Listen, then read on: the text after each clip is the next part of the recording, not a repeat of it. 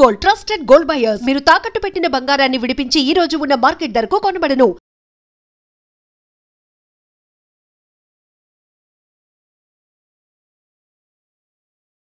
Hi, welcome to iDream.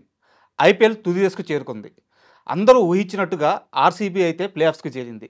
Mumbai అయితే ఎన్నో పోరాటాలు చేసి అంటే మొదటి 5 మ్యాచ్లు ఓడిపోయి సత్యేంద్ర దేవుడు అన్న పొజిషన్ నుంచి ఈరోజు ప్లే ఆఫ్స్కి చేరే పొజిషన్ వరకు ముంబై వచ్చింది. ఇంకా గుజరాత్ జర్నీ అయితే ఒక అద్భుతం. అలాగే పంజాబ్ 11 ఏళ్ల తర్వాత ఈ పొజిషన్లో ఉంది పంజాబ్. ఈ 4 జట్లు కూడా ఆడియన్స్ని అంటే ప్రేక్షకుల్ని విపరీతంగా ఆకట్టుకునే సీజన్ మొత్తం. ఇప్పుడు ఈ 4 జట్లలో ఏ జట్టుకి కప్పు గెలిచే అవకాశం ఉందో మనకు తెలియజేయడానికి స్పోర్ట్స్ అనలిస్ట్ సందీప్ గారు మనతో ఉన్నారు. ఆయన్ని అడిగి మరిన్ని విషయాలు తెలుసుకుందాం. సందీప్ గారు హాయ్ అండి. సార్, మొత్తానికి ప్లే ఆఫ్ స్టార్ట్ అవబోతుంది. ఆర్సీబీ ఫస్ట్ అంటే మనకు ఐపీఎల్ అనగానే ఫస్ట్ గుర్తొచ్చే ఒక 2-3 టీంలు ఉంటాయి సార్. దాంట్లో ఆర్సీబీ ఇప్పుడు టాప్లో ఉంటుంది. ఆర్సీబీ ఇప్పుడు ప్లే ఆఫ్స్కి చేరింది సార్. ఇంకా ఇక్కడి నుంచి ఆర్సీబీ ఇంకొక 2 మ్యాచ్లు గెలిస్తే 18 ఏళ్ల కళ నెరవేరబోతుంది. సో ఎంతవరకు ఛాన్స్ ఉన్నాయి ఆర్సీబీకి? క్వాలిఫైర్ 1 ఆడుతున్నారంటేనే ఛాన్స్ ఇంకొంచెం రెండింతలైందనే చెప్పుకోవాలి. ఎలిమినేటర్ ఆడే వాళ్ళ కంటే వాళ్ళు 3 మ్యాచ్లు వరుసగా గెలుచుకుంటూ రావాలి. క్వాలిఫైర్ ఆడుతున్నప్పుడు ఏంటంటే ఒక మ్యాచ్ గెలిచారంటే డైరెక్ట్గా ఫైనల్స్కి వెళ్తారు. And you have considerable amount of rest కూడా. మ్యాచ్ ఓడిపోయినా మళ్ళీ అవకాశం ఉంది ఫైనల్స్కి రావడానికి. సో దానివల్ల అవకాశాలు రెండింతలు అవుతాయి. అండ్ టీం బాగుంది వాళ్ళది. అండ్ మీరు అబ్జర్వ్ చేస్తే కనుక 17 ఏళ్ళగా ఇద్దరి మీదో ముగ్గురు మీదో వాళ్ళ టీంని బేస్ చేసుకుంటూ ముందుకెళ్ళారు. బట్ ఇప్పుడు అలా కాకుండా ఒక కంప్లీట్ T20 స్క్వాడ్ని వాళ్ళు ఎస్టాబ్లిష్ చేయగలిగారు. అండ్ దానివల్ల ఏం చేశారంటే కోహ్లీకి అతని ఫ్రీడమ్ అతనికి వచ్చింది. ఈ can play in his own style. Score board గురించి, స్కోరింగ్ రేటు గురించి, వాటి గురించి వరీ కాకుండా అతని స్టైల్లో అతను ఆడుకుంటూ హాయిగా ముందుకు వెళ్ళిపోవచ్చు. బౌలింగ్ అటాక్ చాలా అద్భుతంగా సెటప్ చేసుకున్నారు. సో ఇన్ని అద్భుతమైన పనులు చేసుకుంటూ వచ్చారు ఆక్షన్ నుంచి వాళ్ళు. అండ్ పర్ఫార్మెన్స్ కూడా చాలా బాగుంది. కొన్నిసార్లు ఏంటంటే ఆక్షన్ మీరు చాలా మంచి టీం తీసుకొస్తారు. స్టార్టింగ్ 3-4 మ్యాచ్లు సరిగ్గా పర్ఫార్మెన్స్ రాలేదు అంటే కనుక మళ్ళీ పుంజుకోవడం కష్టమైపోతుంది. ఎస్ఆర్హెచ్ కదే అయింది. ఎవరు not able to get going అంత మంచి స్క్వాడ్ పెట్టుకొని. బట్ ఆర్సీబీ ఫస్ట్ మ్యాచ్ నుంచి కూడా వాళ్ళు బాగా కాంబినేషన్ లాక్ చేసుకుంటూ అండ్ ఎక్కడ కూడా పెద్దగా చేంజ్ ఏం చేయలేదు. ఏదో ఇంక ఇంజరీలు అయితే ఇక తప్పనిసరి పరిస్థితుల్లో మీకు హెజర్వుడ్ వెళ్ళిపోతే లుంగి ఎంగిడి రావడం. So last time Lungi Ngidi కూడా లేకపోతే నువ్వు తుషారా రావడం. ఇలా తప్పనిసరి పరిస్థితులే తప్ప వాళ్ళు పెద్దగా చేంజ్ ఏం చేసింది లేదు ఆర్సీబీ. సో కాంబినేషన్ అంత బాగా క్లిక్ అయిపోయినప్పుడు, అంత లాక్ అయిపోయినప్పుడు కాంబినేషన్ డెఫినెట్లీ అవకాశాలు మరింత మెరుగుపడతాయి.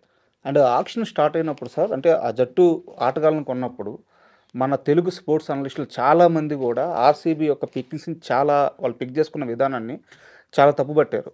బట్ డే 1 నుంచి మీరు మాత్రమే ఆర్సీబీ జట్టు చాలా బలంగా ఉంది, వాళ్ళ టీం సెలక్షన్ అనేది చాలా కరెక్ట్గా ఉందని చెప్పి డే 1 నుంచి చెప్తా వచ్చారు. మీరు అంటే ఎలా గెస్ చేయగలిగారు మీరు? బౌలింగ్ అంటే మేజర్ చేంజ్ ఆర్సీబీకి లాస్ట్ టైంకి ఈ టైంకి ఏంటంటే బౌలింగ్. ఓకే, ప్రతిసారి బ్యాటింగ్ మీదే వాళ్ళ దృష్టి అంతా కూడా వస్తూ వచ్చింది. గెయిల్ అన్నారు, డివిలియర్స్ అన్నారు, ఆ తర్వాత మ్యాక్స్వెల్ అన్నారు, ఫాఫ్ డు ప్లెసీ అన్నారు, వాట్సన్ కూడా సరే ఇంకంతా కూడా కోహ్లీ చుట్టూ బ్యాట్స్మెన్.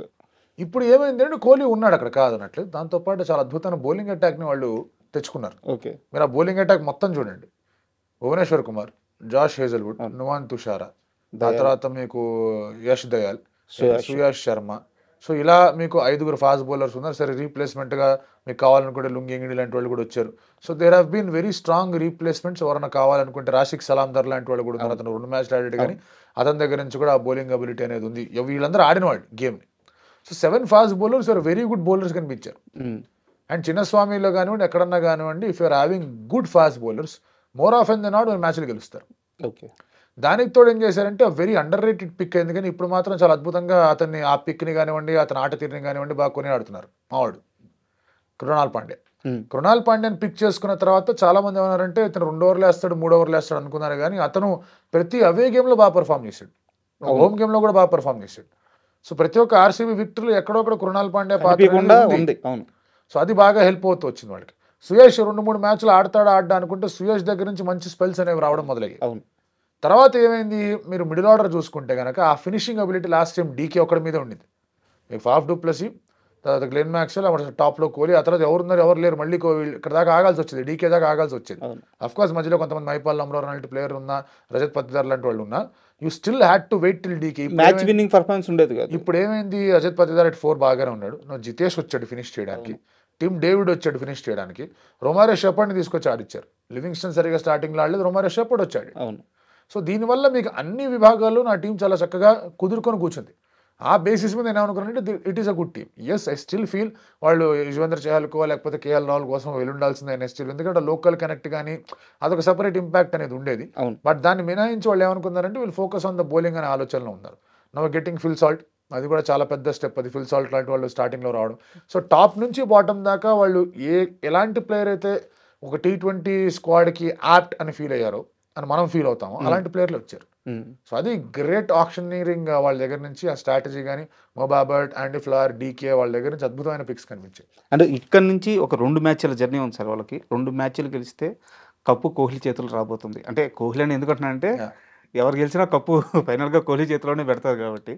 అంటే ఈ 2 మ్యాచ్లు ఆర్సీబీ ఛాలెంజింగ్ ఎలా ఉండబోతుంది? ఇట్స్ అ బిగ్ ఛాలెంజ్ అండి. ఒకటి ఫార్చునేట్లీ ఫర్ దెమ్ 2 అవే గేమ్సే. చిన్నస్వామి కాదు, చిన్నస్వామి అంటే కొంచెం బెడద ఉంటుంది, వాళ్ళు సరిగ్గా పర్ఫార్మ్ చేస్తారు లేదా అని.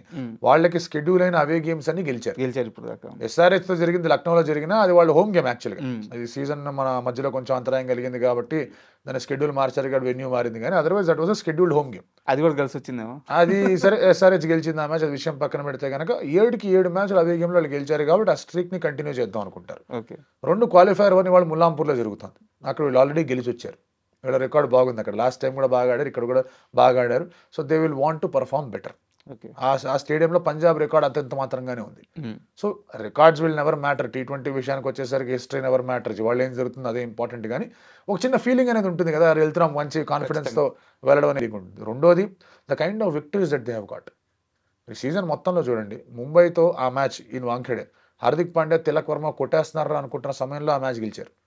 CSK ఆయుష్ మాత్రే కొట్టేస్తున్నాడు అనుకుంటున్న సమయంలో మ్యాచ్ గెలిచారు, రైట్. ఆ తర్వాత అంత కొట్టేసాడు ఏంట్రా బాబు, విరాట్ కోహ్లీ వికెట్ పడింది ఏంటి పరిస్థితి అంటే జితేష్ శర్మ అక్కడ వచ్చి మ్యాచ్ గెలిపించాడు.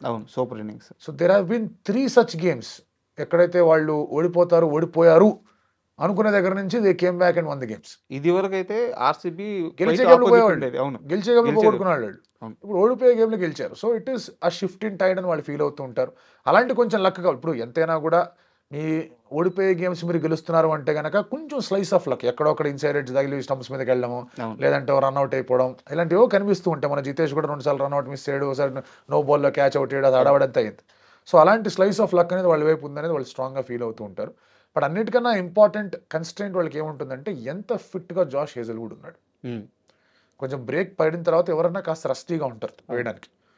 అతను స్టార్టింగ్లో కూడా అదే డౌట్స్ వ్యక్తపరిచారు, కొంచెం రస్టీగా ఉండొచ్చేమో, రస్టీగా ఉంటే వాళ్ళకి ఇబ్బంది అవుతుంది, ఇఫ్ జాష్ హేజల్వుడ్ క్లిక్ అయ్యాడంటే వాళ్ళు బాగా ఆడతారని. తర్వాత మనం 2వ ఇంటర్వ్యూలో కూడా చెప్పుకున్నాం, జాష్ హేజల్వుడ్ బాగా ఆడుతున్నారంటే ఆర్సీబీ బాగా పర్ఫామ్ చేస్తుంది, అతను బాగా ఆడలేదంటే ఆర్సీబీ కొంచెం కష్టం అని. లాస్ట్ ఫ్యూ మ్యాచెస్ హేజల్వుడ్ లేని మ్యాచెస్ బాగా స్కోర్లు ఇచ్చారు, ఇబ్బంది అయింది వాళ్ళకి, ఇబ్బంది అయింది. సో దానివల్ల ఏ విధంగా Hazlewood is fully ready, fully equipped అనే దాని మీద ఒక చిన్న క్వశ్చన్ ఉంటుంది. దాంతోపాటు టిమ్ డేవిడ్, టిమ్ డేవిడ్కి హెవీ స్ట్రాపింగ్ హ్యామ్స్ట్రింగ్ దగ్గర జరిగింది. హ్యామ్స్ట్రింగ్ రికవరీస్ చాలా కష్టం ఎంత ఫిట్గా ఉన్న క్రికెటర్ ఉన్నా కూడా. సో అది ఎంతవరకు రికవర్ అయ్యాడు, ఎందుకంటే లాస్ట్ టైం హైదరాబాద్ ఆడుతున్న పరిగెత్తలేకపోయాడు, షాట్ కొట్టే ప్రయత్నం చేశాడు, అక్కడ కూడా రాలా, నుంచి పవర్ జనరేట్ అవ్వాలి, రిమైనింగ్ మ్యాచెస్ కూడా డౌట్ అంటున్నారు. సో ఇప్పుడు ఆ పరిస్థితి ఎలా ఉంటుంది? సో ఈ 2 బ్లాక్స్ ఉన్నాయి, ఈ 2 బ్లాక్స్ని వాళ్ళు ఎలా దాటుతారు అనేది ఒక పెద్ద కన్సర్న్. లేదంటే ఈ బ్లాకులు కూడా చాలా క్లియర్గానే ఉన్నాయి, ఏ ప్రాబ్లం లేదంటే ట్రాఫీ వాళ్ళ దగ్గరికి వస్తుంది. ఇప్పుడు 3 టీంలు ఉన్నాయి సార్ వాళ్ళకి అడ్డుగా, పంజాబ్, ముంబై అండ్ జీటీ, గుజరాత్. ఈ 3 టీముల్లో ఆర్సీబీకి ఎవరి నుంచి ఒక పెద్ద ఫైట్ రావచ్చు? ఈ ప్లే ఆఫ్స్ చెప్పలేమండి, అందరి దగ్గర నుంచి ఫైట్లు వస్తాయి. మనం వీ కెన్ నెవర్ ఇమాజిన్ ఏం జరగబోతుంది ఏంటి. లక్నో సూపర్ జైంట్స్ 230 కొడుతుంది అనుకున్నాం ఏంటి వాళ్ళ ముందు. సో ఇవి నెవర్. అండ్ నాకౌట్ స్టేజెస్కి వచ్చేసరికి ఏమవుతుందంటే ఒక తెలియని ప్రెషర్ ఉంటుంది, తెలిసిన ప్రెషర్ ఉంటుంది. తెలిసిన ప్రెషర్ ఏంటంటే ఇది నాకౌట్ గేమ్, తెలియని ప్రెషర్ ఏంటి, ఇన్నిసార్లు ఓడిపోయి వచ్చారు, ఇక్కడ ఏమైనా గెలవగలరా గెలవలేరు, నాకు చిన్న ప్రెషర్ అనేది ఆర్సీబీ మీద ఉంటుంది, పంజాబ్ మీద ఉంటుంది.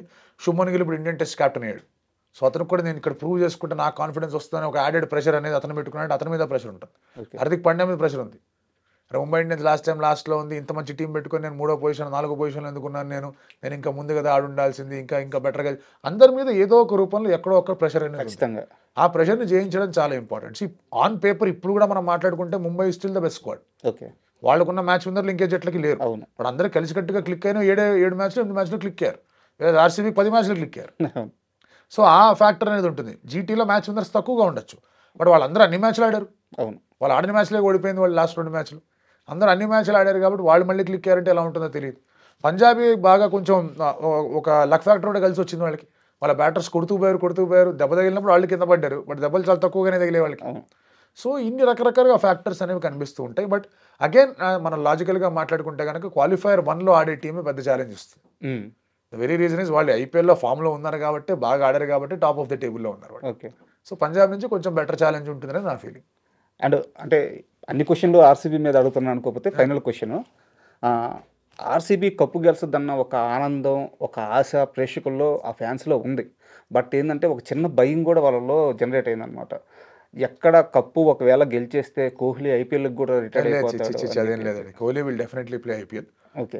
ఎందుకంటే అతను ఆడే ఆట తీరు చూస్తుంటే, మనం ఆడిన విధానాలు చూస్తుంటే కనుక ఇస్ ఫెంటాస్టిక్. లాస్ట్ సీజన్ బాగా ఆడాడు, అంతకుముందు సీజన్ బాగా ఆడాడు, ఈ సీజన్ బాగా ఆడుతున్నాడు.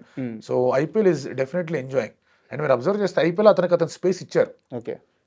చాలా తక్కువగా అతను ఒక లీడర్షిప్ డిస్కషన్స్లో పార్టిసిపేట్ చేస్తున్నాడు ఆన్ ద ఫీల్డ్. చేయట్లేదు అనట్లా, చేస్తున్నాడు, కానీ ఎక్కువ శాతం స్పేస్ రజత్కో లేకపోతే జితేష్కో ఇచ్చేస్తున్నాడు. So he is completely focused on his batting. పైగా ఒకవేళ ఐపీఎల్ కూడా లేదు అంటే కనుక అన్ని ఫార్మాట్లకు రిటైర్మెంట్ ఇస్తాడు. ఇప్పుడు ఎలాగో టెస్ట్ నుంచి లేడు, అవును, T20లో లేడు, ఉన్నవే వన్డేలు, అవి సంవత్సరంలో 10 ఆడతారు. అది కాకుండా ఇప్పుడు ఐపీఎల్ కూడా ఆడట్లేదంటే there is no motivation for Virat Kohli to stay prepared, stay fit and train అవ్వడానికి. ఓకే. అండ్ దాంతోపాటు IPL it's again for the franchise కానీ వాళ్ళ ఫ్యాన్స్ కానీ that's a different ball game all together. ఇండియాకి మీరు ఆడుతున్నప్పుడు ఇన్ని కమర్షియల్ ఎలిమెంట్స్, బ్రాండ్ ఇమేజ్ ఇట్లాంటివి రావు, ఉండవు. ఇండియాకి ఆడుతున్నప్పుడు it is India. I think ఇండియాకి రిటైర్ అయినా కూడా IPL will continue to play అనేది నా ఫీలింగ్. Okay, super.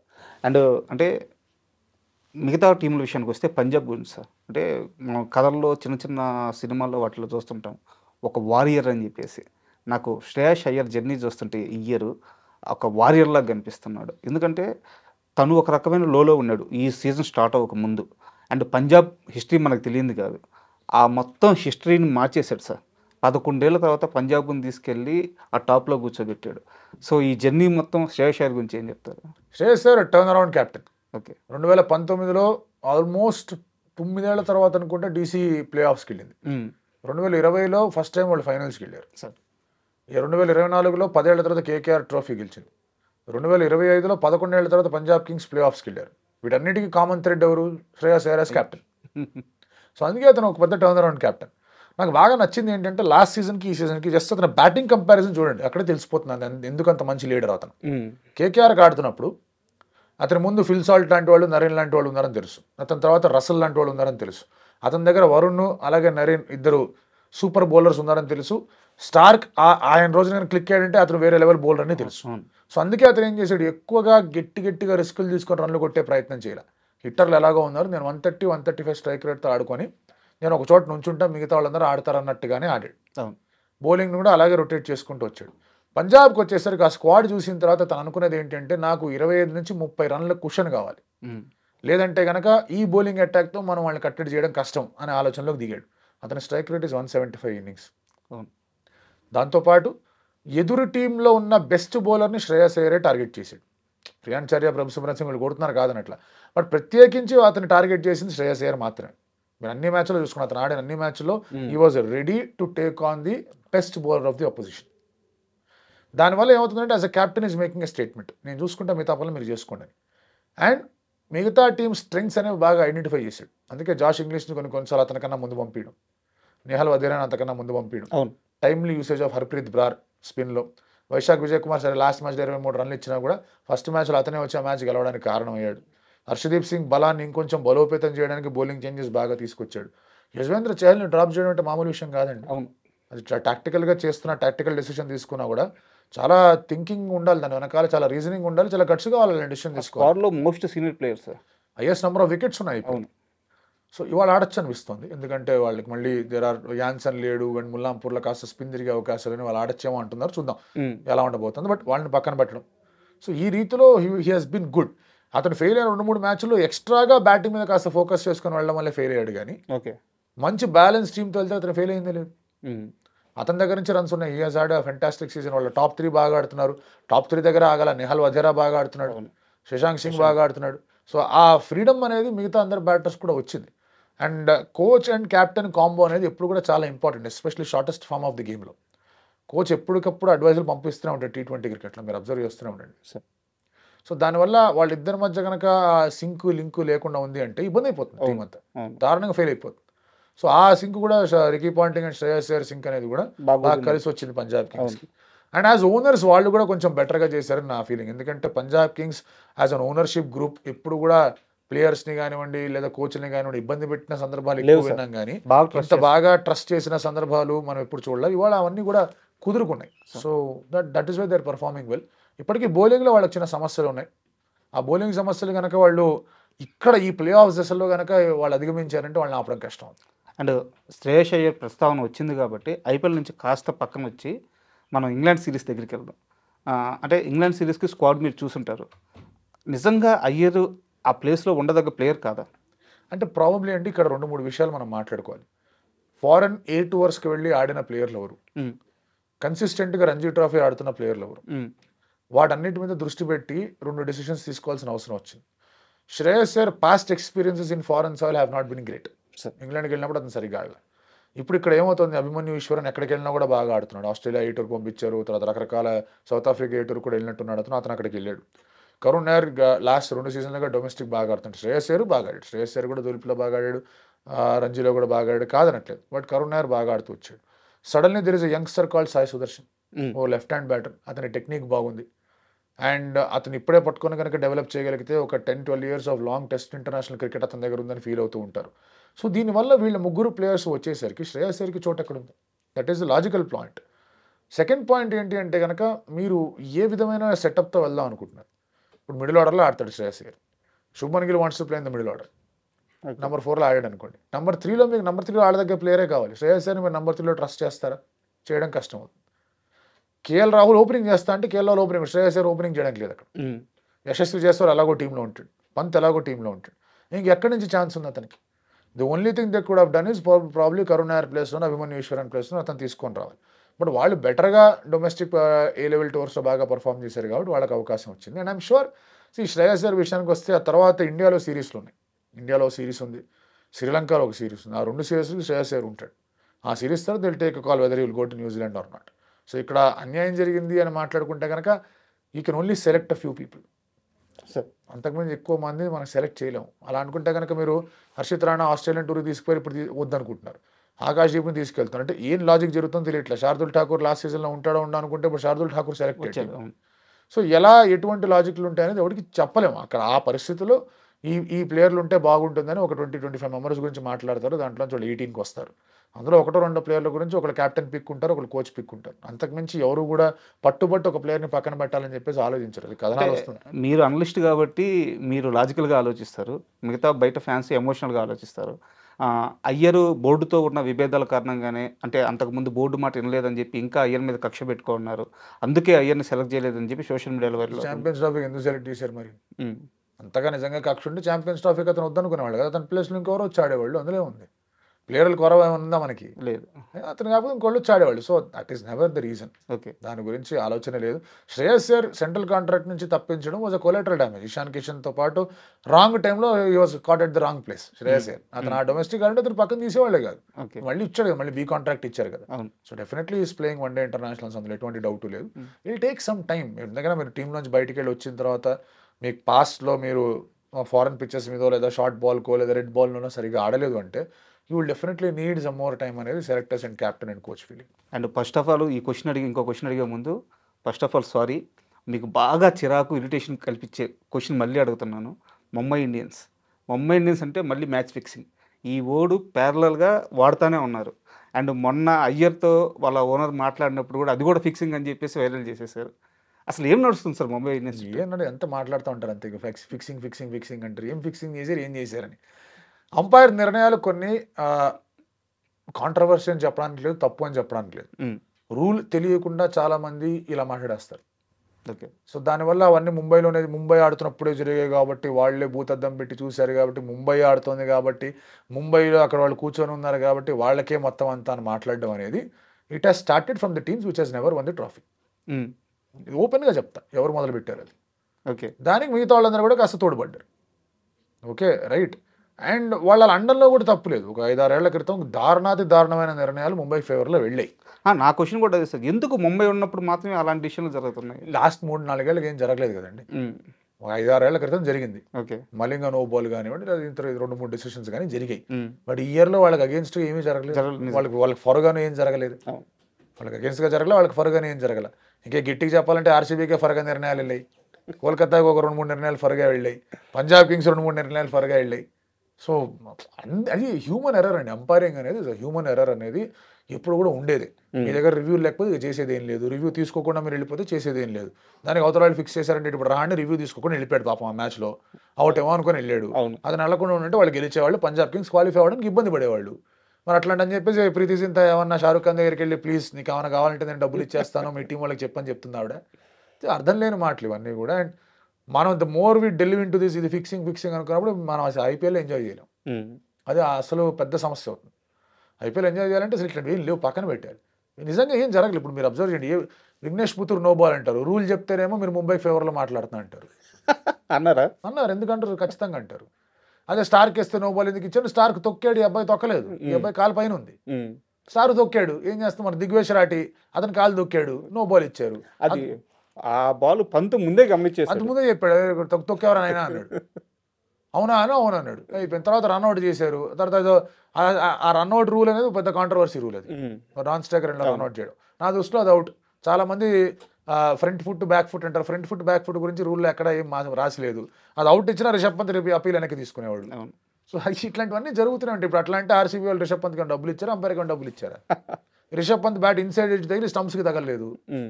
ఇప్పుడు దాన్ని ఫ్లూక్ సెంచరీ అనేస్తారు. అది ఒక్కటే కదా తన లక్ వచ్చింది. ఆ సెంచరీ కొడితే ఫ్లూక్ సెంచరీ అంటారు. జితేష్ శర్మ అలాగే బాగా ఆడితేనే దాని ఏం ఫ్లూక్ అనరు. జితేష్ శర్మ 2-3 సార్లు రన్అట్ మిస్ చేశాడు విలోరోకు. ఆర్సీబీ వాళ్ళు డబ్బులు ఇచ్చారు వాళ్ళకి, విలోరోకి వదిలేమని చెప్పడానికి.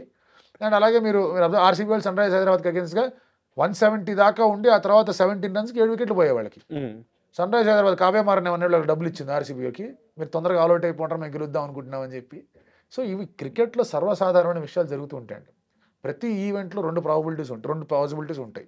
ఒకటి బ్యాట్స్మెన్ నిలబడతాడు, రెండోది అవుట్ అవుతాడు, అంతే కదా. ఈ 2 కాదనుకుంటే ఇంకేమైనా ఉందా? నిలబడినప్పుడు ఏమవుతాయి, దానికి 6 పాసిబిలిటీస్ ఉన్నాయి. డాట్ నుంచి 6 దాకా 7 పాసిబిలిటీస్ ఉన్నాయి.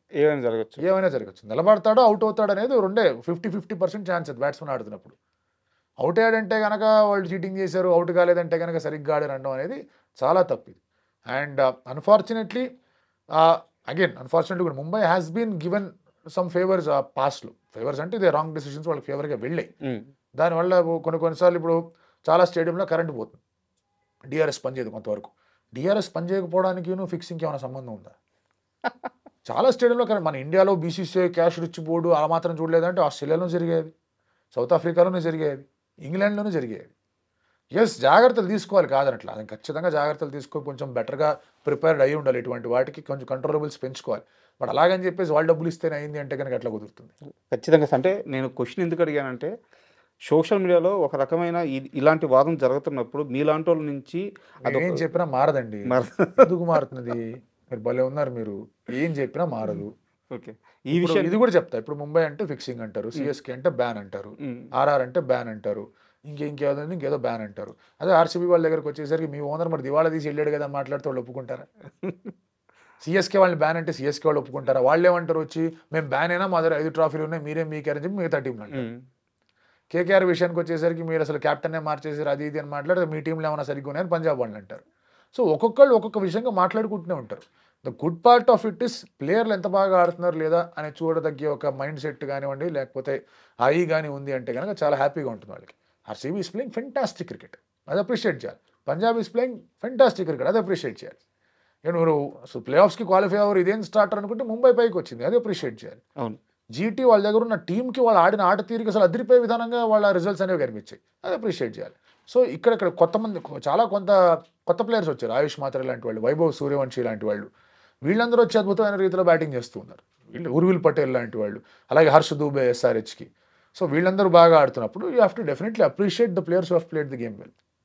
అండ్ అంటే సార్ ఇది ముంబై గురించి ఇంకో క్వశ్చన్, ఎప్పుడైతే టార్గెట్ పెద్దగా ఉంటుందో, టార్గెట్ మీన్స్ ఏంటంటే గెలవాల్సిన మ్యాచ్లు కానీ చేరుకోవాల్సిన ప్లేస్ కానీ ఎంత క్లిష్టంగా ఉంటే ముంబై ఆట అంత గొప్పగా ఉంటుంది. మనం ప్రతిసారి చూస్తుంది అదే అనమాట.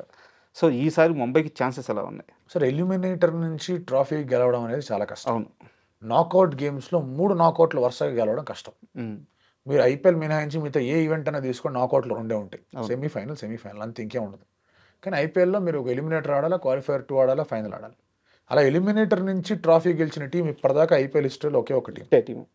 2016లో ఎస్ఆర్హెచ్ గెలిచింది ఆర్సీబీని ఫైనల్లో ఓడించి చిన్నస్వామిలో. మిగతా ఎవరు కూడా ఎలిమినేటర్ నుంచి ఫైనల్కి వచ్చిన టీం ఉన్నాయి. CSK got the finals, KKR ఫైనల్స్కి వచ్చింది. ఎలిమినేటర్ నుంచి ఫైనల్స్కి వచ్చాయి, కానీ ఆ ఫైనల్ గెలవడం అనేది వాళ్ళ కష్టమైపోయింది.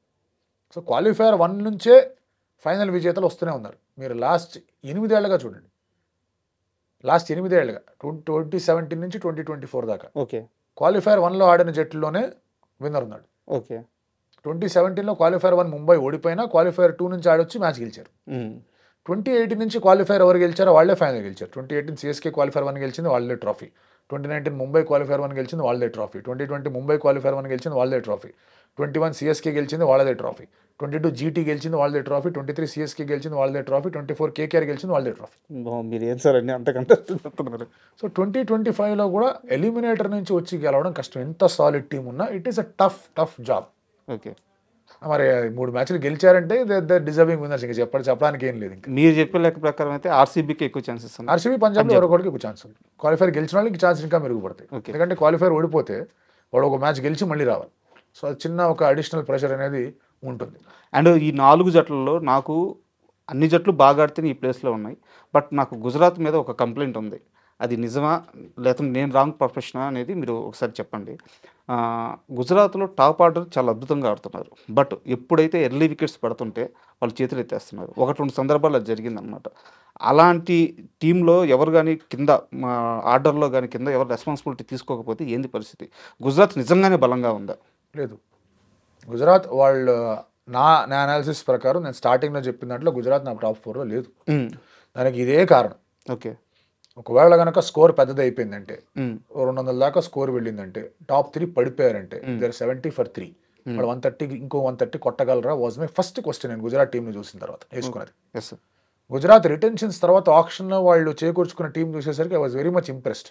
చాలా లిమిటేషన్స్ ఉన్నప్పుడు వాళ్ళు అద్భుతమైన టీంని సెట్ చేసుకున్నారు. దే గాట్ దేర్ బౌలర్స్ మీద నమ్మకంతో మ్యాచ్ని నిలిపిద్దాం, మ్యాచ్ని నడిపిద్దాం, మ్యాచ్లో నిలుద్దాం అనే ఆలోచనలో ఆశీష్ నెహ్రా ఉన్నాడు, శుభ్మన్ గిల్ ఉన్నారు. సో బౌలర్స్ చేతులు ఎత్తితే బ్యాట్స్మెన్ పరిస్థితి ఏంటి? 2 సార్లు జరిగింది ఇలా, వేరు గుజరాత్ లాస్ దేర్ టాప్ 3. ఆ 2 మ్యాచ్లు గెలిచిన దానికి కారణాలు ఏంటి అంటే టార్గెట్ వాజ్ 150. 150 టార్గెట్ని కొట్టడం ఈజీ. ఎందుకు ఓడో ఒక బ్యాట్స్మెన్ ఆడుతూ ఉంటే మిగతా వాళ్ళు క్యామియోలు ఒక 20లు ఒక 30లు అలా యాడ్ చేసుకుంటుంటే సరిపోతుంది. But the moment target goes towards 190, 200 top ఇప్పుడు 3 కూడా లేదు, బట్లర్ వెళ్ళిపోయాడు. అవును, టాప్ 2 ఇప్పుడు వాళ్ళు ఇద్దరు పడిపోయారంటే కనుక చాలా ఇబ్బందులు ఎదురవుతాయి. సార్ రీప్లేస్ ఎవరు బట్లర్కి? ఐ థింక్ కుశాల్ మెండిస్ వచ్చాడు బట్లర్ రీప్లేస్మెంట్గా. అండ్ దసూన్ చనక ఆల్రెడీ ఉన్నట్టున్నాడు వాళ్ళ దాంట్లో. సో అది పరిస్థితి అలా. సో టీం ఇంకా వీక్ అయింది, no doubts about it. So ఈ పరిస్థితిలో ఎట్లా ముందుకు తీసుకెళ్లాలనే దాని గురించి వాళ్ళ దగ్గర they have no answers absolutely. Okay, so వాళ్ళకి ఏంటంటే వాళ్ళ బౌలర్స్ బాగా పర్ఫామ్ చేయాలి. 150, 160 కూడా ఆల్అౌట్ చేయాలి. అది మనం చేయాలి. That is the only setup that they have. లేదంటే గిల్లు, సాయి సుదర్శన్ ఇద్దరు 200 కొట్టాలి, వాళ్ళిద్దరే కొట్టాలి. 200 కొట్టండి, 200 డిఫెండ్ చేయగలరు. అద్భుతమైన బౌలింగ్ అటాక్ ఉంది. The best bowling attack that they have. Siraj బాగా వేస్తున్నాడు, ప్రసిద్ధ్ కృష్ణ బాగా వేస్తున్నాడు, సాయి కిషోర్ చాలా బాగా వేస్తున్నాడు. గోల రబాడా లేడు, రబాడా కూర్చే కూడా లేరు, ఇప్పుడు వెళ్ళిపోయారు. సో మళ్ళీ బౌలింగ్లో కూడా వాళ్ళు వెతుక్కోవాలి ఏంటి పరిస్థితి ఎలా ఉండబోతుందని. సో ఆ బౌలింగ్ అటాక్ ఉంది వాళ్ళ దగ్గర. Rashid absolutely out of form ఉన్నాడు. అవును, కరెక్ట్గా మీరు ఎప్పుడైతే ప్లే ఆఫ్స్ దశకు వెళ్తున్నప్పుడు మీరు అన్నీ కూడా ఇంకా బలోపేతం అవ్వాలని కోరుకుంటారు. వీళ్ళు బలహీనపడుతూ వచ్చారు గుజరాత్ టైటన్స్. అవును, అది గట్టి ఇబ్బంది అనేది ఉంది. కాకపోతే వాళ్ళ ఫేవర్లో వర్క్ అయ్యే ఒక అంశం ఏంటి అంటే ముంబైని 2 సార్లు ఈసారి వాళ్ళు ఓడించారు. ఓకే, 2025 ఐపీఎల్లో గుజరాత్లో ఓడించారు, భారీ స్కోర్ కొట్టి. ముంబైలో ఓడించారు, 150 స్కోర్ని చేంజ్ చేసి అక్కడ టాప్ 3 అవుట్ అయిపోయారు. తర్వాత కొంతవరకు మీకు తెవాతే ఆడాడు, కాసంత కాంట్రిబ్యూషన్స్ అనేవి వచ్చాయి. ఆల్దో షారుఖ్ ఖాన్ నుంచి కొంచెం రన్స్ వచ్చినా, మిగతా వాళ్ళ దగ్గర నుంచి సుందర్ దగ్గర నుంచి కొన్ని రన్స్ వచ్చినా ఇట్ ఈస్ నాట్ ఎనఫ్. అవును, ఒక 190 దాటిందంటే కనుక టాప్ 2 పడ్డారంటే గుజరాత్కి చాలా కష్టంగా మారుతుంది పరిస్థితి. అంటే ఎలాగో జీతి ప్రస్తావన వచ్చింది. సో గిల్లు ఇప్పుడు రేపు ఇంగ్లాండ్ సిరీస్కి తను కెప్టెన్గా ఎంపికయ్యాడు. ఇది గుడ్ చాయిస్ అంటారా? అంటే బయట ఓవర్సీస్లో తన యావరేజ్ కానీ తన పర్ఫార్మెన్స్ కానీ అంత గొప్పగా ఏం లేదు. ఇప్పుడున్న పరిస్థితిలో ఎవరిని క్యాప్టెన్గా పెట్టినా కూడా లోపాలు ఉన్నాయి. ఓకే, మీకున్న క్యాప్టెన్సీ ఆప్షన్స్ ఏంటి? బుమ్రా వర్క్లోడ్ మేనేజ్మెంట్, ఫిట్నెస్. బుమ్రా మళ్ళీ ఇంజరీ అయిందంటే 2 ఏళ్ళు కనిపించకపోవచ్చు అని బాధ. వర్క్లోడ్ మేనేజ్మెంట్ ఎందుకనంటే Bumrah next year T20 world cup ఆడాలి, ఆ తర్వాత next year one day world cup ఆడాలి. 2 years దాకా బుమ్రాని జాగ్రత్త కాపాడుకోవాలి, తర్వాత సంగతి తర్వాత. అలాంటప్పుడు క్యాప్టెన్సీ రోల్ అండ్ రెస్పాన్సిబిలిటీ ఇచ్చినప్పుడు ఇబ్బంది అవుతుంది. పైగా ఒక క్యాప్టెన్ చేసి రెస్టింగ్ ద క్యాప్టెన్ అంటే వినడానికి కూడా బాగోదు. అవును, సో అది బుమ్రాతో మాట్లాడితే బుమ్రా కూడా ఓకే అన్నాడు. బుమ్రాకి పెద్ద ఇదేం లేదు, ఓకే అనేసి ఒక పక్కన పెట్టండి. నెక్స్ట్ ఇక మిగిలిన ఆప్షన్స్ ఏంటి? శుభ్మన్ గిల్, రిషబ్ పంత్, వీళ్ళిద్దరే ఆప్షన్. రిషబ్ పంత్ మీద క్యాప్టెన్సీ రెస్పాన్సిబిలిటీ పెడితే అతనికి ఉన్న ఫ్రీడమ్ అతను కోల్పోతాడేమో అని ఆలోచించారు. రిషబ్ పంత్ టెస్ట్ మ్యాచ్ ఎట్లా ఆడతాడు వచ్చి, ఎందుకు అన్నట్టు ఆడతాడు వచ్చి, ఆడేస్తాడు, కుమ్మేస్తాడు, పోతాడు. అవుట్ అయితే అవుట్, కొడితే మ్యాచ్ గెలిపించిన సందర్భాలు కూడా చాలా ఉన్నాయి. సో ఇప్పుడు ఆ ఫ్రీడమ్ పోయింది అనుకోండి సడన్ గా అతను క్యాప్టెన్ చేసి, you're losing Rishabh Pant the batter. అవును, సో తనకి లాస్. ఇప్పుడు కేఎల్ రాహుల్ చేద్దాం అనుకో, ఆయన ఢిల్లీ క్యాప్టెన్సీ వద్దనుకున్నాడు అండ్ అతను కూడా చాలా ఇన్కన్సిస్టెంట్గా ఉన్నాడు. నా దృష్టిలో ఒక స్టాప్ గ్యాప్ ఆప్షన్గా కేఎల్ రాహుల్ని క్యాప్టెన్ చేసి గిల్ని గ్రూమ్ చేసి ఉంటే బెటర్గా ఉండేది. బట్ దే ఫెల్ట్ ఎందుకు ఇంకా గ్రూమింగ్ ఎందుకు, గిల్ కూడా కన్సిడరబుల్ టెస్ట్ మ్యాచ్లో ఆడాడు, గిల్ ఏమి తక్కువ టెస్ట్ మ్యాచ్లో ఆడాడు, అతను 35 అంత ఆడే test match. So definitely it is time అని చెప్పేసి అతన్ని క్యాప్టెన్గా పెట్టారు. రాహుల్ని పెట్టినా అతని ఇన్కన్సిస్టెన్సీ అతనికి ఉంది టెస్ట్ కెరియర్లో. ఎవరిని క్యాప్టెన్ చేసినా ఇబ్బందులు ఉన్నాయి. అంటే ఎందుకు ఈ ప్రస్తావన వచ్చిందంటే, గిల్ విషయానికి వస్తే వన్డే క్రికెట్లో కానీ T20లో కానీ పర్లేదు, తను ఆల్రెడీ ప్రూవ్డ్. బట్ టెస్ట్ విషయానికి వస్తే ఇప్పటికీ తన బ్యాటింగ్ యావరేజ్ కనీసం 40 కూడా లేదనమాట. సో అవుట్ సైడ్ వేస్తే ఇంకా దారుణంగా ఉంది. సో అలాంటి పర్ఫార్మెన్స్ ఉన్నప్పుడు కెప్టెన్సీ కూడా ఇవ్వడం ఏంటి అనేది అదే చెప్తాను కదా, వేరే ఆప్షన్స్ కనిపించట్లేదు. అండ్ గిల్ విషయానికి వస్తే జీటీ క్యాప్టెన్గా కూడా చేస్తూ వచ్చాడు, పంజాబ్కి క్యాప్టెన్గా కూడా ఉన్నాడు, రంజీ ట్రోఫీ టీంలోనూ, ఇతర మామూలు డొమెస్టిక్ లెవెల్ టీమ్స్లోనూ లీడర్షిప్ యాప్టిట్యూడ్ అనేది ఉంది, చూశారు. వన్డే క్రికెట్ వైస్ క్యాప్టెన్ చేశారు. So he became a natural choice. Okay. And నేను చెప్పేది ఏంటంటే, ఎవరిని క్యాప్టెన్ చేసినా లోపాలు ఉన్నాయి ఎక్సెప్ట్ బుమ్రా కూడా వర్క్లోడ్ మేనేజ్మెంట్, ఇంజరీ కన్సర్న్స్ అని మాట్లాడుతున్నారు. సో ఎవరిని చేయాలి ఇంకా? రాజీవ్ ఘరానే దగ్గరికి వెళ్తారా? మళ్ళీ వచ్చి 2 ఏళ్ళు ఉండి అట్లాంటి కోహ్లీని ఎందుకు పంపించారు? కోహ్లీ రిటైర్ అవుతారంటే లేదయ్యా నువ్వు ఉండి నేను క్యాప్టెన్ చేస్తాను చెప్పి కన్విన్స్ చేయాలి కదా. రోహిత్ వెళ్ళిపోతాంటే ఎందుకు ఒప్పుకున్నారు? ఉండు కాదు, మరి 2 ఏళ్ళు నువ్వు కావాలని చెప్పాలి కదా. If you're not having those 2 fellows, మిగతా ఇద్దరు ఎందుకు తీసుకోరు? పుజారాని, రహానేని ఎందుకు తీసుకొని రావాలి? అవును. So that is a big aspect that selectors have chosen. And అందుకే Shubman Gill is right fellow, right choice అనేది వాళ్ళు ఫీల్ అయ్యారు. సార్ ఫైనల్గా నేను ఇంగ్లాండ్ సిరీస్ గురించి లాస్ట్ క్వశ్చన్, మీరు ఆ స్క్వాడ్ చూస్తుంటే ఒక ప్లేయింగ్ 11 అంటూ మీరు విజువల్ చేసుకోగలరు కదా, ఆ ప్లేయింగ్ 11లో ఒకప్పుడు మన టెస్ట్ టీంతో కంపేర్ చేస్తే ఇప్పుడు టెస్ట్ టీము ఎంత వీక్ అయింది, లేదు ఇది కరెక్టే అంటారా? లాస్ట్ 8 టెస్ట్ మ్యాచ్లు చూడండి, ఆ టెస్ట్ మ్యాచ్లో ఉన్న జట్టు చూడండి, వాళ్ళు ఏం ఆడారు మనం కంపేర్ చేసుకోవడానికి? న్యూజిలాండ్తో 3 ఓడిపోయారు కదా. అవును. రోహిత్ శర్మ ఉన్నాడు, విరాట్ కోహ్లీ ఉన్నాడు, కేఎల్ రాహుల్ ఉన్నాడా? ఉన్నట్టు తెలియదు. టెస్ట్ టీంలో లేడు. టెస్ట్ టీంలో ఫస్ట్ టెస్ట్ మ్యాచ్ ఆడాడు, నెక్స్ట్ టెస్ట్ మ్యాచ్ ఆడలేదు. ఫస్ట్ టెస్ట్ మ్యాచ్ ఆడాడు, బెంగళూరులో ఆడాడు. రిషబ్ పంత్ ఉన్నాడు, యశస్వి జైస్వాల్ ఉన్నాడు, అది మంచి టీమే కాదు. బుమ్రా ఆడాడు ఆ టెస్ట్ సిరీస్, మంచిదే కదా. అదే ఆస్ట్రేలియాకి వెళ్ళింది ఆ టీమే, అక్కడ ఒకటే. ఆస్ట్రేలియా బాగానే ఆడారు, score line does not suggest, కానీ అక్కడ అదే టీం వెళ్ళింది. సో విరాట్ అండ్ రోహిత్ ఏం కాంట్రిబ్యూట్ చేశారు లాస్ట్ 10 టెస్ట్ మ్యాచ్ల్లో కంపేర్ చేసుకుంటే? వాళ్ళ లెగసీ పక్కన పెట్టండి, వాళ్ళు వాట్ కైండ్ ఆఫ్ ప్లేయర్స్ అనే విషయం పక్కన పెడితే contribution in terms of runs అనేవి తక్కువ వచ్చాయి. అవును, ఒప్పుకోవాలి అది. ఇంకా దట్స్ అ ఫ్యాక్ట్. ఇంకంతే, ముందుకు పోవాల్సిన అవసరం వచ్చింది. ఓకే. అండ్ ఫైనల్గా ఐపీఎల్ ఈ 4 జట్లలో ఏ జట్టు మీ ఫేవరెట్? నాకే ఫేవరెట్ లేదండి. అంటే మీరు ఏం ప్రెడిక్ట్ చేస్తున్నారు, ఏ జట్టు కప్పు గెలవబోతుందని? చెప్పా కదా, RCB, Punjab have better choice. Okay, chance rather చెప్పాలంటే. ఆర్సీబీకి మంచి బౌలింగ్ అటాక్ ఉంది కాబట్టి ఐ సమ్ ఫీల్ వాళ్ళకి మంచి ఛాన్స్ ఉంది. They should not blow this up. ఎందుకు ఆర్సీబీ మీ వాడు ఉన్నాడు? అట్లా లేదంటే మావాడు అదిరిపోయే బ్యాటర్ లేండి, అదిరిపోయే పర్ఫార్మర్ మావాడు, అది వేరే విషయం. కానీ బౌలింగ్ అటాక్ జనరల్గా ఉన్న వాళ్ళే ప్లే ఆఫ్స్లో, నాకౌట్స్లో బాగా పర్ఫామ్ చేస్తారండి. మీరు ఏ ఫార్మాట్ అన్నా తీసుకోండి, ఇప్పుడు WTC ఫైనల్ తీసుకున్నా, ఎక్కడ తీసుకున్నా బ్యాటర్స్ పర్ఫార్మెన్స్ ఇంపార్టెంట్. బ్యాటర్స్ ఏం చేయకుండా మేము 30 ఆల్అౌట్ అవుతాం, బౌలర్ ఆల్అౌట్ చేయాలంటే కుదరదు. బ్యాటర్స్ ఆడాలి. కానీ మీకు ఎప్పుడైనా కూడా ఏ ఒక్క నాకౌట్ గేమ్లోనే ఏదైనా టీం బాగా పర్ఫామ్ చేసింది అంటే it is because of their bowlers. ఖచ్చితంగా అవును, it is definitely because of their bowlers. T20లో సరే 2023 ఫైనల్లో 15 ఓవర్లో 170 దాకా కొట్టారు, అది బౌలర్లు ఏం చేశారని మనం మాట్లాడుకుంటే, ఎక్కడో ఒక 1 or 2 overs Chennai super Kings ఆ బౌలింగ్ చేసినప్పుడు బాగా వికెట్లు పడ్డాయి కాబట్టి కదా they were able to take care. 15 ఓవర్లో 171 దాకా ఇచ్చారు కదా గుజరాత్ టైటన్స్. ఇవ్వకుండా వాళ్ళు బెటర్గా బౌలింగ్ చేసి ఉంటే ప్రాబ్లం ఉండేది కాదు కదా వాళ్ళకి. సో ఎటువంటి మ్యాచ్ తీసుకున్నా కూడా bowlers if they are doing well, they have more chances of winning the knockout games. Okay. మీరు మన T20 ఫైనల్, సెమీఫైనల్ తీసుకోండి. సెమీఫైనల్ అక్షర్ పటేల్ వచ్చి బట్లర్ వికెట్ తీయకుండా ఉంటే గోల్ అయిపోయింది. అవును. ఫైనల్లో హార్దిక్ పాండ్యా క్లాసన్ వికెట్ తీయకుండా, బుమ్రా వచ్చి యాన్సన్ వికెట్ తీయకుండా, హర్షదీప్ టైట్గా వేయకుండా ఉంటే గోల్ అయిపోయింది. అవును, బౌలర్సే గెలిపించారు ఆ మ్యాచ్ని. వరల్డ్ టెస్ట్ ఛాంపియన్షిప్ తీసుకోండి, కైల్ జేమిసన్ 5 వికెట్లు తీయకుండా ఉంటే ఇండియా గెలిచేది. అవును. లాస్ట్ మ్యాచ్ ఆస్ట్రేలియా ఆడుతున్నప్పుడు కూడా they were all collectively bowling well. India ఏం కలెక్టివ్గా బౌలింగ్ చేసింది? అండ్ ఛాంపియన్స్ ట్రోఫీ తీసుకోండి మీరు. ఛాంపియన్స్ ట్రోఫీ సెమీఫైనల్లో వరుణ్ చక్రవర్తి వచ్చి హెడ్ వికెట్ తీయకుండా ఉన్నా, కుల్దీప్ వచ్చి ఫైనల్లో రచిన్ రవీంద్ర వికెట్ తీయకుండా ఉన్నా ఏమయ్యేది అక్కడ? పరిస్థితి వేరేగా ఉండేది. So whosoever is having the better bowling lineup will win. Of course Mumbai దగ్గర మంచి బౌలింగ్ లైనప్ ఉన్న ఇందాక చెప్పిన మాట బట్ ఏంటంటే వాళ్ళు 3 మ్యాచ్లు గెలవాలి. 3 గెలవాలి. ముంబైకి గుజరాత్కి లైనప్ ఉన్న 3 గెలవాలి. అండ్ వాళ్ళలో సిగ్నిఫికెంట్ చేంజెస్ ఉన్నాయి. రికల్టన్ లేడు, విల్ జాక్స్ లేడు ముంబైకి, వీళ్ళకి రబాడా కూజో లేడు, బట్లర్ లేడు. So it is getting even more టఫర్ వాళ్ళకి. సో దానివల్ల అనిపిస్తుంది. ఓకే సార్, ఐపీఎల్ ఫైనల్ అయిపోయిన తర్వాత మీరు అన్నట్టు ఆ ఛాన్స్ చెప్తా కదండి, ఇప్పుడు ఆర్సీబీకి అన్ని కలిసి వస్తున్నాయి. They should not blow this up. ఎందుకంటే ఇంత క్లోజ్ గా ఇంత మంచి అవకాశం ఉన్న సీజన్ వాళ్ళకి ఎప్పుడు జరగల. ఒకవేళ గెలిస్తే 2009లో మంచి టీం ఉండింది, వాళ్ళు గెలవలేకపోయారు అక్కడ. 2016లో బౌలింగ్ వాజ్ బ్యాడ్ అండ్ చిన్నస్వామిలో మ్యాచ్ జరుగుతున్నా పోగొట్టుకున్నారు. 11 overs 105 ఎంతో కొట్టి ఆ తర్వాత కొలాబ్స్ జరిగిపోయింది, ఓడిపోయారు. సో ఇప్పుడు మంచి ఛాన్స్ ఉంది. సో వాళ్ళు ఎదుర్కొంటే ఎస్ఆర్హెచ్ కూడా లేదు. ఎస్ఆర్హెచ్ జనరల్గా వాళ్ళకి నాకౌట్స్ కొంచెం బాగా ఎదుర్కొండా గట్టిగానే చెప్తూ వచ్చేది. ఎస్ఆర్హెచ్ లేదు. So definitely it is there team. But again ఇందాక చెప్పినట్టుగానే Shreyas Iyer turn around man, అతనికి ఒక గొప్ప అవకాశం. ఫస్ట్ క్యాప్టెన్ అవుతాడు to win trophies with 2 different teams.